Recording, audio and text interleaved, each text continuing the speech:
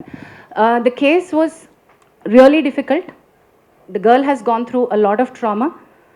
The child, at the time that she was a minor. అమ్మాయి explain చేసినటువంటి course is a period between 16 to 21 జరిగినటువంటి harassment. అది సిస్టమిక్గా జరిగింది. How it started, how it ended మధ్యలో చాలా story ఉంది. ఇది కేవలం sexual harassment at work place under one పవర్లో ఉన్నటువంటిది మాత్రమే కాదు, దీనిలో అదర్ లీగల్ కోర్సెస్ కూడా చాలా చాలా ఇంపార్టెంట్గా తీసుకోవాల్సింది ఉంది.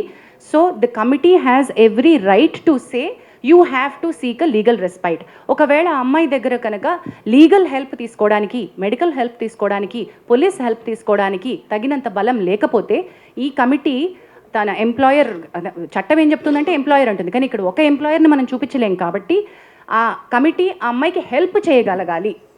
అమ్మాయి కేసులో రకరకాల హెల్ప్ ప్రొవైడ్ చేయగలగాలి. ఆ బార్గెన్లోనే మనం తనని please approach police for this other case and thereby Bhoomika help line అనే ఎన్జిఓ అమ్మాయికి సపోర్ట్గా నుంచుంది. మన పర్వ్యూలోకి రాదు, ఆ పర్టికులర్ బిట్ మన పర్వ్యూలోకి రాదు.